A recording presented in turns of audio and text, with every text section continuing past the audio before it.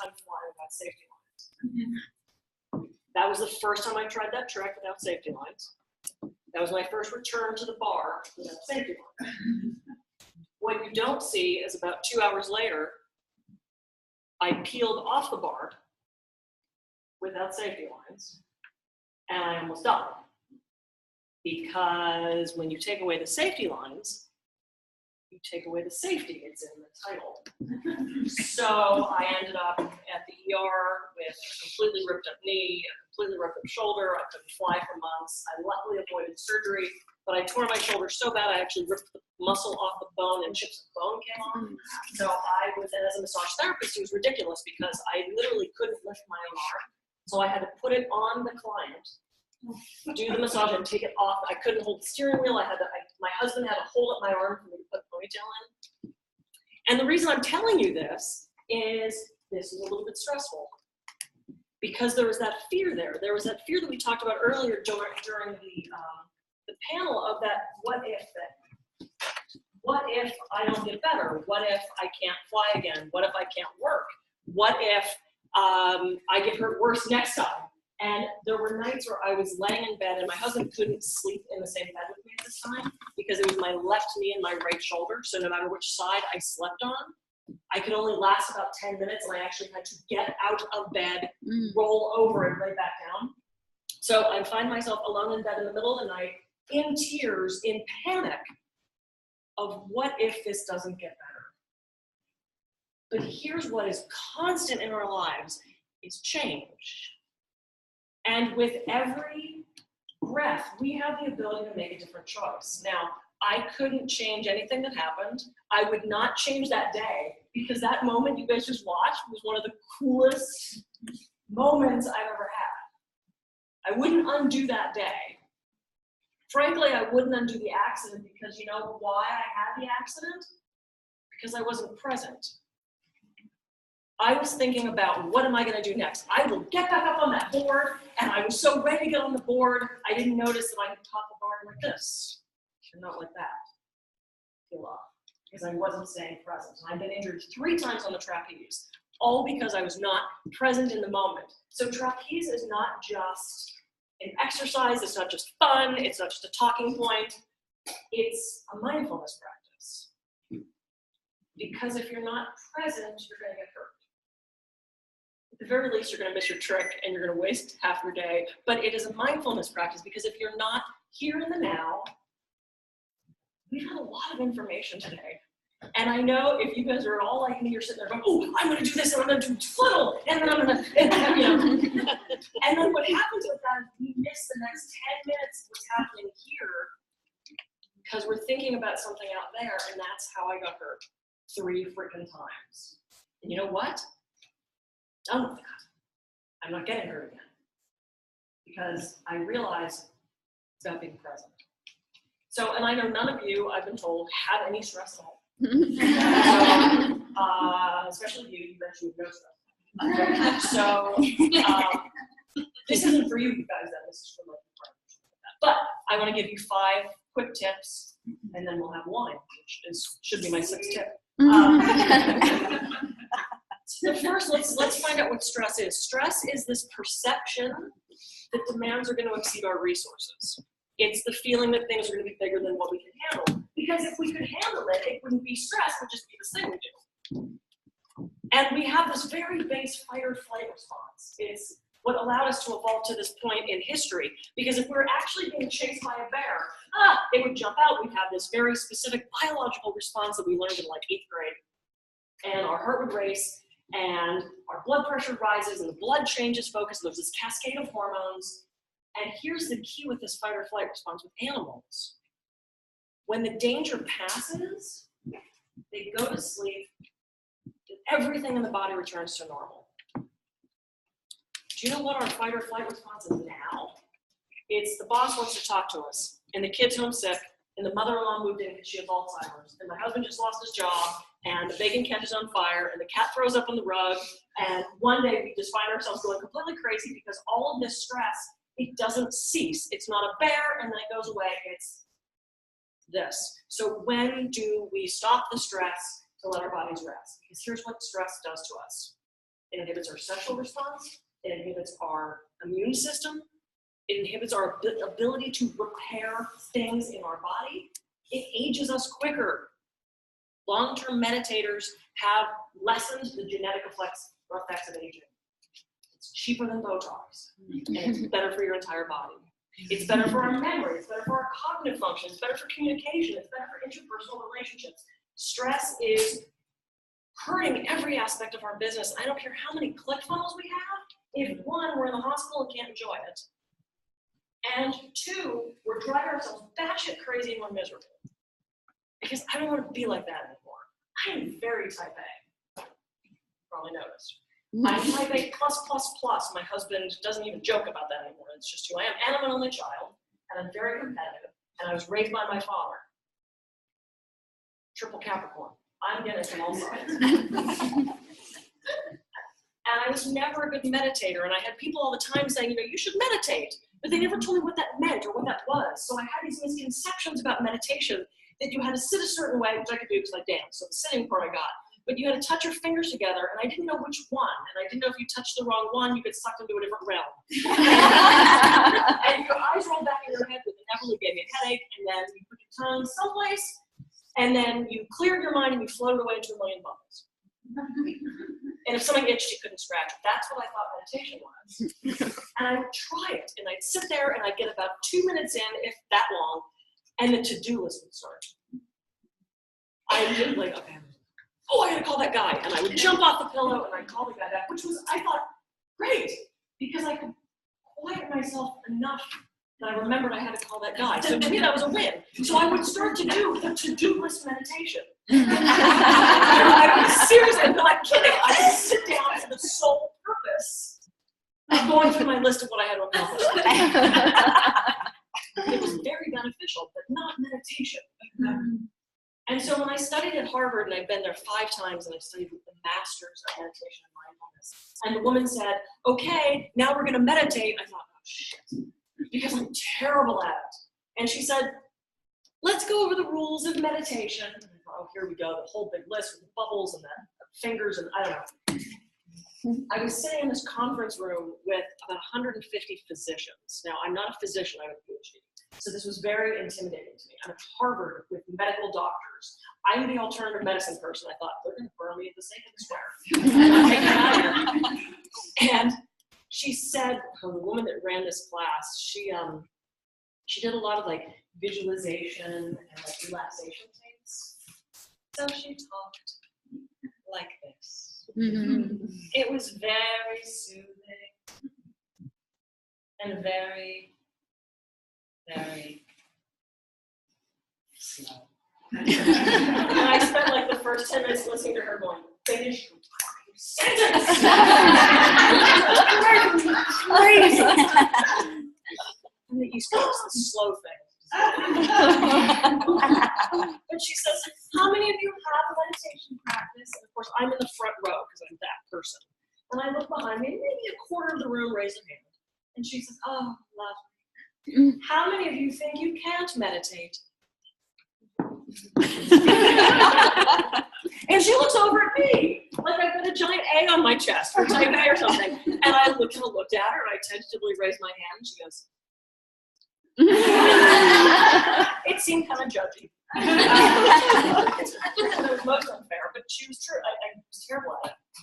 And so she said, now we're going to meditate. And it sort of terrified me a little bit because I thought, man, I've been trying this my entire life and I have failed. Ooh, I like the word fail.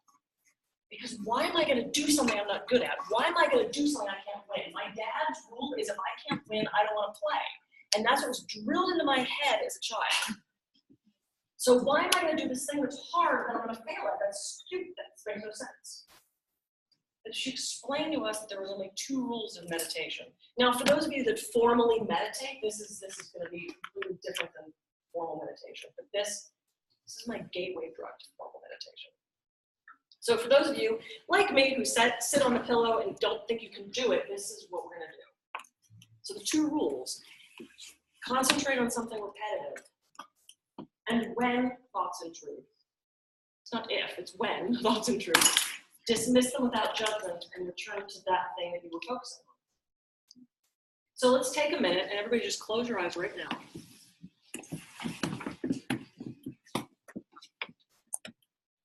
And you're just going to concentrate on your breath. That rise and fall of the chest, feeling of the air going in and out of the nostrils. And you're not trying to change the breath, you're not trying to slow it down or speed it up, you're just using that as your focal point.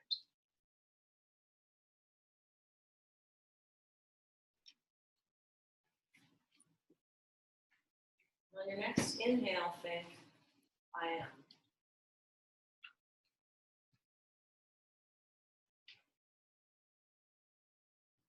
And on all of your inhales, think, I am.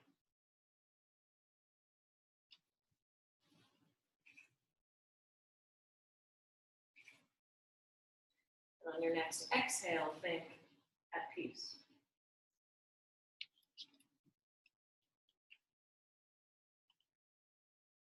And on all of your exhales, think, at peace.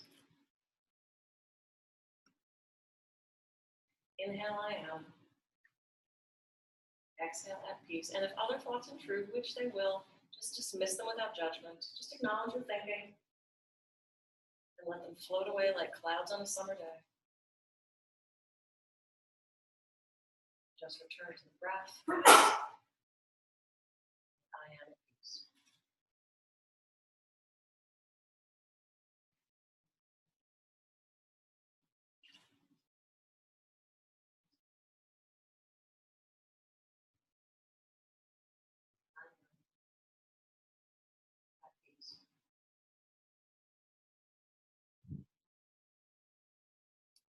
And do one more inhale and exhale, I am at peace, and then open your eyes and come back to the room.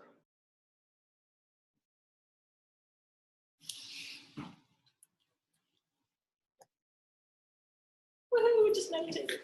And that was such a win for me. And when she said, we did this for maybe 3-5 minutes the first time, she said, open your eyes and come back to the room, and I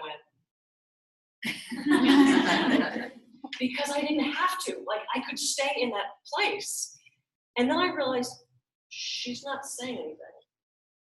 And so I took maybe another 10 seconds. When I opened my eyes, she was looking at me and she went. She knew she had me hooked. And I've been doing this since. I've taught this to millions of people. And it really, truly has become my gateway drug. So now I do a silent meditation, a silent retreat once or twice a year where I sit for 3 days in meditation, in silence. Yes, I can be quiet.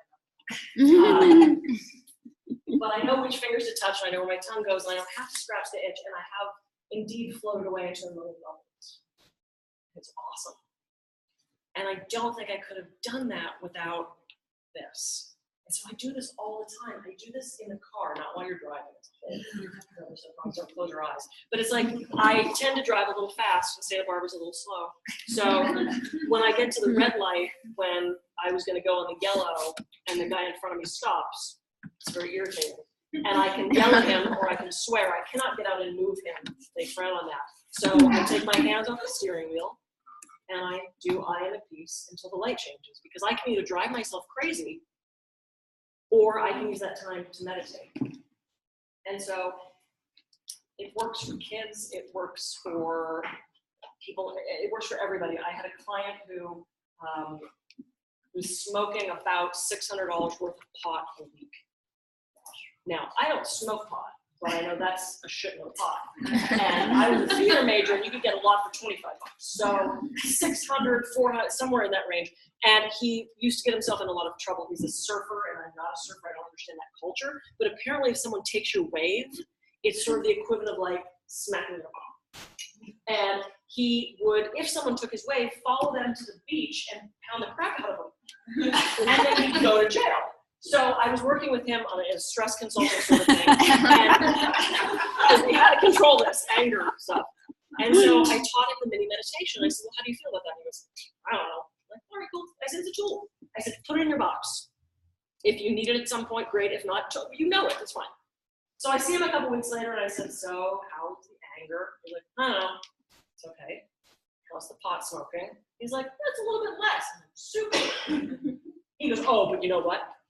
I was surfing the other day. I was thinking, oh boy, here we go. He goes, oh man, it was a beautiful day. You should have been there. I'm like, He said, this guy though, man, there's a perfect wave. And this guy, he took my wave. He took my wave. And I went, oh boy. He goes, I followed him to the beach and I was about to pound his face. And then I remember that mini ship thing you taught me. And I'm like, the mini ship thing. Yes, call it whatever you want to call it. But do it. And if it can work for this kid who, I mean, this probably kept him out of jail because something triggered in him, hey, I have this other way to deal with this. So just an offering I'm giving to you. When we're saying the I am at peace, that's an affirmation. I love affirmations. We think about 60,000 thoughts a day and 50,000 of those are negative. It's a lot of negative thoughts. And that's what you were talking about, is having that friend follow us around and say all these negative things. So at some point we would stop and say, shut up. So why are we doing this to ourselves? Why are we what-ifing ourselves? Why are we so negative to ourselves? Why are we not worth our own respect? It's hard to stop thinking things. It's really hard to stop that. So let's change them. And it's cold and flu season, and I hear a lot of my clients go, oh geez, I'm gonna get sick. Flu is really bad this year, I'm sure I'm gonna get it. I hope I'm not getting sick. Don't get near me, you'll get me sick. Don't get near me, I'll get you sick. And all we're reiterating to our body is sick, sick, sick, sick, sick, sick, sick. And when we're stressed about getting sick, what are we doing? We're depleting our immune system and we're more apt to get sick. So what do you want? I am healthy and well. My immune system is strong and resilient. My body can fight off any illness.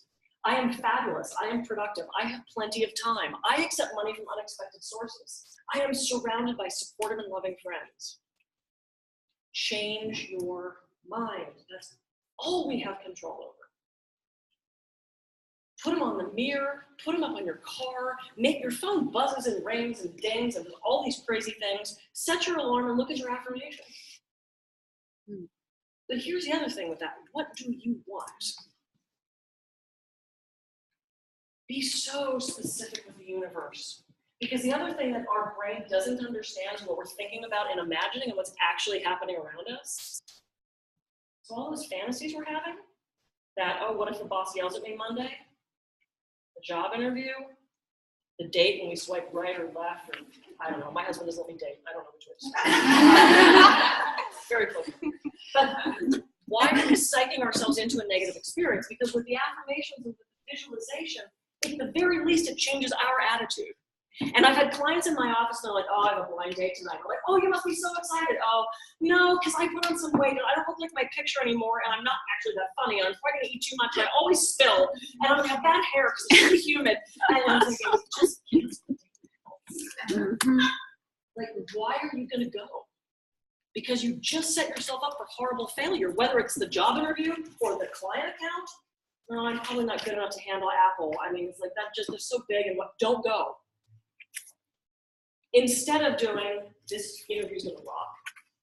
I'm gonna nail this. I am perfect for this company. I am so good for this position. I'm gonna be eloquent. I'm gonna have the best hair ever. It's gonna be a skinny day and we're gonna be fabulous. How are you gonna present when you go into that meeting or when you go on that date? It changes you. And when you present yourself in a different way, people respond to you differently. It's the same, it's the, when you do the same thing over and over again, you expect a different result. It's not going to work. So change you, change your attitude, change your thinking. That's all we have control over. And the last thing I want to leave you guys with is presence. Because that's the key to all this. Because when you're present with someone, you're picking up that communication. You're having a connection with them. And we're all in very personal businesses. We're selling jewelry, we're selling services, we're coaching people. If you're not listening to that person, how can you interact with them? Is your picture on your website or on your business card? Are you engaged? Are you present with them? Or are you doing one of these? What are you looking at? Look at me. You're going to coach me. I want to know what you look like. I want to see your face. I want you to notice things about me. Because it's in that noticing, it's that body language. I'm a massage therapist. If I'm daydreaming during the massage, I would have missed out on 5 cancer diagnoses with my clients. Because I noticed the mole's a little different. The lump's not been there before. Let's keep an eye on that. And I have helped 5 clients go to the specialist they needed to get a cancer diagnosis. I would rather they didn't have a cancer diagnosis, but if they're gonna have it, I wanna find it early enough and let them know this thing is weird, let's keep an eye on it. If I'm daydreaming and talking and checking my phone and massaging, then I'm not fully with them. So be present. And every day on Facebook, I do the daily pause. And I take anywhere from 30 seconds to 2 or 3 minutes, and I either answer a question or I literally sit there in silence, present. Because can you sit with someone in presence, not when are they going to talk? Did they forget what they were going to say? Oh, I know what I'm going to say next. Or can you just be here? So just be here. And let's just be here with each other. And I'm so excited to be here. You guys are all really fascinating and fabulous, and I'm excited to get to know all of you more. I brought books. I got a marketing book, which has nothing to do with what I just said, except it kind of does, because we're talking about. But I have books on stress, I have books on wellness, and I am in August doing a 3-day retreat where we're going to do yoga, meditation, mindfulness, presence, trapeze, hip hop, yoga, and river flows. So connect with me on social media. I want to be surrounded by more powerful, fabulous women, and you guys are that. So let's connect. Let's have a phenomenal night, and let's have an amazing day tomorrow. So thank you guys so much.